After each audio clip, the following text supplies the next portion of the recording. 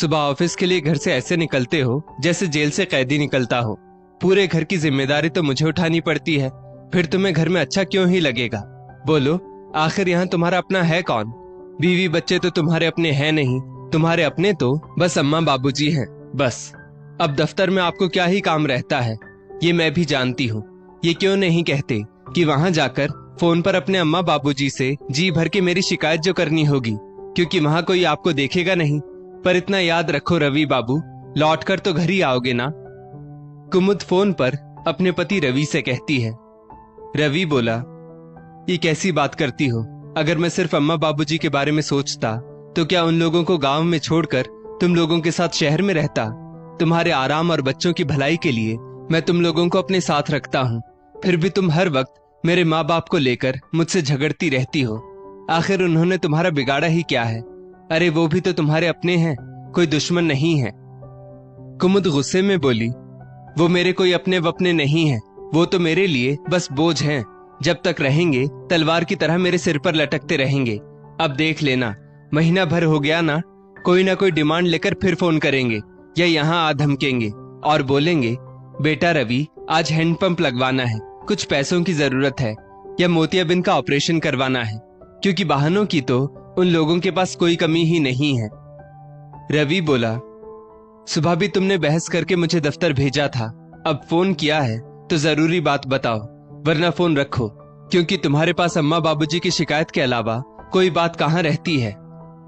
कुमुद बोली, हमें भी कोई शौक नहीं है फोन करके आपसे बतियाने का, बस इसलिए फोन किया था कि हमारे खर्चे तो याद रहते नहीं, कम से कम LIC का प्रीमियम जो जमा करना है वो कर देना, भूल मत जाना। इतना कहकर कुमुद ने फोन रख दिया। पत्नी से बात करके कुछ पुरुषों का उत्साह बढ़ता है तो वहीं कुछ पुरुष निराश हो जाते हैं। उनमें से एक रवि भी है। शाम में थका हारा रवि ऑफिस से घर आया, ये सोचकर कि बात आई गई होगी। तभी उसकी नजर सामने रसोई में खड़ी कुमुद पर पड़ी। वो अभी भी कुछ उखड़ी उखड़ी ही नजर आ रही थी। रवि ने कुछ नहीं कहा और हाथ मुंह धोने चला गया। जैसे ही वो तौलिए के लिए कुछ कहता, उससे पहले ही कुमुद ने बिना बोले तौलिया आगे कर दिया।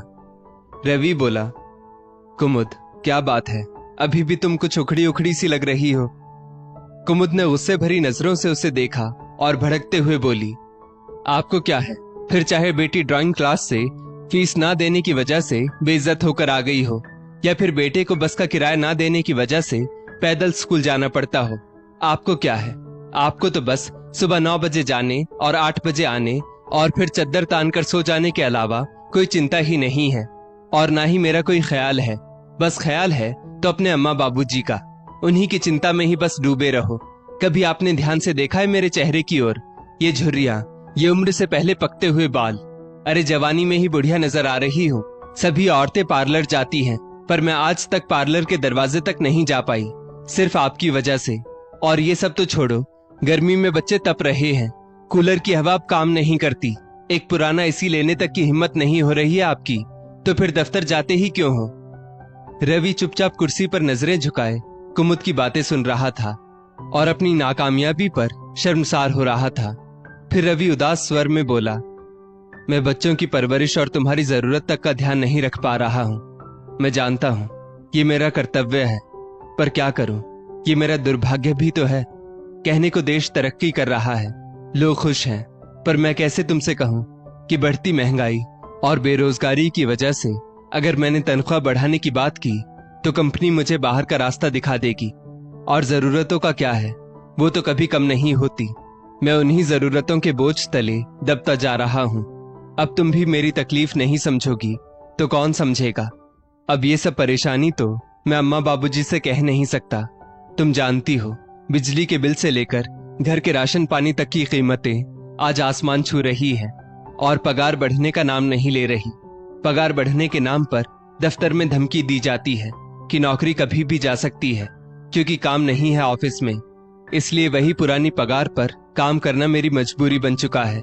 ऐसे में मैं क्या करूं, तुम ही बताओ। कुमुद बोली, अच्छा तो जब अम्मा बाबूजी का फोन आता है तो उनसे आप ऐसे क्यों कहते हैं कि हम बड़े मजे में रह रहे हैं, कोई परेशानी नहीं है? उनको सब बताते क्यों नहीं है? रवि बोला, तुम्हें क्या लगता है बाबूजी को बताकर क्या होगा, बेकार में वो भी परेशान हो जाएंगे। पर मुझे तो लगता है कि जो अम्मा बाबूजी मेरे चेहरे को देखकर मेरी परेशानी को भांप जाते थे, कहीं वो मेरी आवाज सुनकर समझ ना गए हो।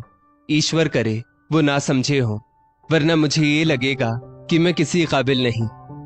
कुमुद कुछ कहती कि उससे पहले ही दरवाजे पर किसी के आने की दस्तक हुई। बच्चों ने गेट खोलकर देखा तो अम्मा बाबूजी थे। अपने दादाजी को देखकर बच्चे तो खुशी से उछल पड़े, लेकिन रवि की सांसें तेज हो गई। कुमुद ने फिर से रवि की तरफ गुस्से में देखा और बोली, लो आ गए एक और बोझ डालने के लिए। अब ऐसे अचानक आए हैं तो जरूर कोई आर्थिक समस्या लेकर ही आए होंगे, कुछ देने तो कभी आएंगे नहीं। रवि कुमुद से नजरें चुराने लगा और कुछ कह भी नहीं पाया। कहता भी क्या, स्थिति उसके पक्ष में जो नहीं थी। बस उठकर अपनी माँ कमला जी और पिता मोहन बाबू के पास गया और उनसे भी नजरें चुराते हुए उनके चरण स्पर्श करके उन्हें बैठने को कहा। कुमुद ने भी ऊपरी मन से उन्हें प्रणाम किया और खाने की तैयारी के बहाने किचन में चली गई। थोड़ी देर में रवि कमला जी से बोला, अम्मा जाओ हाथ मुंह धो लो, फिर सब मिलकर खाना खाते हैं। मैं जरा तैयारी देख कर आता हूं। इतना कहकर रवि रसोई में चला गया। रवि के रसोई में आते ही कुमुद गुस्से में बोली, बाबूजी जरूर किसी आर्थिक मदद की उम्मीद से यहाँ आए होंगे। ऐसे में इन्हें हम ही याद आते हैं। बड़े वाले भाई साहब को कोई याद नहीं करता, देने के नाम पर उनका नंबर आता है, और जब कोई जरूरत हो तो सब लोग हमारे यहाँ ही क्यों आ जाते हैं। कुमुद गुस्से में लगातार बोले जा रही थी तो रवि बोला, अब बस भी करो, कितना बोलोगी। एक तो समय मेरा मजाक उड़ा रहा है, अब तुम भी साथ नहीं दोगी तो मेरा दम घुटने लगेगा। तुम अभी के लिए शांत हो जाओ, कुछ भी करके कल मैं तुम्हारी और बच्चों की सब जरूरतों को पूरा कर दूंगा। पर अभी के लिए अम्मा बाबूजी का मन रख लो। उनके सामने घर में क्लेश करने का मतलब उनकी मान मर्यादा के खिलाफ जाना हो जाएगा। तो हाथ जोड़ता हूं तुमसे, बहुत दूर से आए हैं वे लोग, अब उनके खाने का इंतजाम करो। कुमुद बोली, घर की परेशानी तुम्हें परेशान कर देती है, और अम्मा बाबूजी आए हैं तो तुम मुझे शांत रहने के लिए कह रहे हो। अगर उन्होंने पैसे मांगे तो कहां से दोगे, भीख मांगकर या खुद को गिरवी रख के। रवि बोला, ये मेरा फर्ज है, क्या करूंगा क्या नहीं वो मैं देख लूंगा। तुम बस अभी भगवान के लिए शांत हो जाओ और जितना कहता हूं उतना करो। कुमुद शांत हो गई। वो खाना लाकर टेबल पर लगाने लगी तो कमला जी बोली, बहुरिया लाओ मैं मदद करवा देती हूँ। ऐसे तो पूरे घर की जिम्मेदारी तुम ही संभाल रही हो। सच कहा है किसी ने, औरत अगर समझदार हो तो कम पैसों में भी घर की परेशानी को अपने आंचल में छुपा लेती है। मुझे तुम पर गर्व है कि तुम मेरे रवि की पत्नी हो। इतना कहकर कमला जी ने कुमुद के हाथ से बर्तन लिया और जाकर टेबल पर लगाने लगी। उनके जाते ही कुमुद बड़बड़ाने लगी, आ गए हैं मेरा बोझ बढ़ाने के लिए और कहते हैं मेरी मदद करेंगे। अरे करनी ही है तो पैसों से मदद करो, ये सब तो मैं खुद भी कर लूंगी, बड़े आए मदद करने वाले। इतना बड़बड़ाकर वो रसोई में जाने लगी और इधर डाइनिंग टेबल पर रवि अपने बच्चों और माता पिता के साथ खाना खाने बैठ गया और उनसे बातें करने लगा। रवि बोला, अम्मा बाबूजी आप लोग यहाँ अचानक, क्या कोई बात है या कोई परेशानी है तो बेझिझक बताइए, और अब इस बार आप लोग आए हैं तो आराम से रहिए, जाने की बात मत कीजिएगा। अपने पति की ये बातें सुनकर उधर रसोई में कुमुद आग बबूला हो रही थी। अम्मा ने मुस्कुराकर रवि के सिर पर हाथ रखा और बोली, मेरे बच्चे, ईश्वर तुम्हें सदा स्वस्थ और सुखी रखे। तुम बहुत बड़े हो गए हो और बहुत समझदार भी, तभी तो खुद परेशानी में होकर भी हमारी तकलीफ पूछ रहे हो, क्यों जी। इतना कहकर कमला जी मुस्कुराने लगी। मोहन बाबू बोले, नहीं बेटा, गांव में बहुत काम है, इसलिए अभी रात की गाड़ी से ही हम वापस जाएंगे, यहाँ रुक नहीं पाएंगे। वो तुम्हारी माँ बहुत चिंता कर रही थी, इसलिए उसे अपने साथ ले आया, वरना इसे मैं नहीं लाता। और पिछले कुछ महीनों से तुम फोन पर टूटी फूटी बातें करते थे, और ऐसा तुम तभी करते हो जब तुम किसी परेशानी में होते हो। ये तुम्हारी बचपन की आदत है, इसलिए तुम्हारी अम्मा के जोर देने पर मुझे यहाँ आना पड़ा। और फिर बच्चों से मिले हुए भी तो बहुत दिन हो गए थे, तो सोचा मिलकर आ जाता हूँ। रवि ने नजरें चुराते हुए पहले रसोई की तरफ देखा तो कुमुद रसोई की चौखट पकड़े हुए सबकी तरफ ही देख रही थी। कि अब बाबूजी क्या मांगेंगे। फिर रवि उनसे बोला, नहीं बाबूजी, ऐसी तो कोई बात नहीं है, यहाँ सब ठीक है। मनोहर बाबू बोले, मैं जानता हूं बेटा, तुम बहुत स्वाभिमानी हो। इतना कहकर मनोहर बाबू ने अपने कुर्ते की जेब में हाथ डाला और एक नोटों की गड्डी निकाली और रवि की ओर बढ़ा दी। ये देखकर रवि अवाक सा सकते में आ गया। एक पल के लिए वो निशब्द रह गया। अचानक से उसके मुंह से निकला, बाबूजी, ये क्या कर रहे हैं आप? ये पैसे मुझे क्यों दे रहे हैं? नहीं नहीं, मैं नहीं ले सकता। मोहन बाबू बोले, अरे पकड़ो भी, अभी तुम इतने बड़े भी नहीं हुए हो कि हमारे दिए हुए आशीर्वाद को ग्रहण ना कर सको। वैसे भी इस बार फसल अच्छी हुई थी, इसलिए कोई दिक्कत नहीं आई। और बेटा, अगर कोई दिक्कत आती है तो तुमसे ही तो मांगते हैं, और अब जब पैसे आए हैं तो क्या उन पैसों पर तुम्हारा कोई अधिकार नहीं? इतना कहकर मनोहर बाबू ने कुमुद की तरफ देखा तो कुमुद की आंखें भी भर आई थी। वो भी आश्चर्य से उन लोगों को देख रही थी। शायद कुमुद को अपनी गलती का एहसास हो रहा था।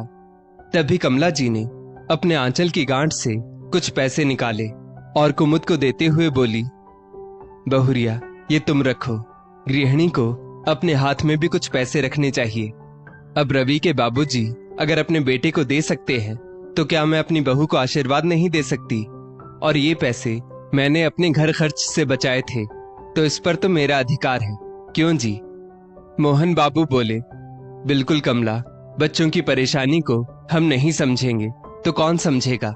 और बुरे वक्त में माता पिता ही तो साथ खड़े होते हैं। बस एक बात कहूंगा बहू, कभी हमें बोझ मत समझना।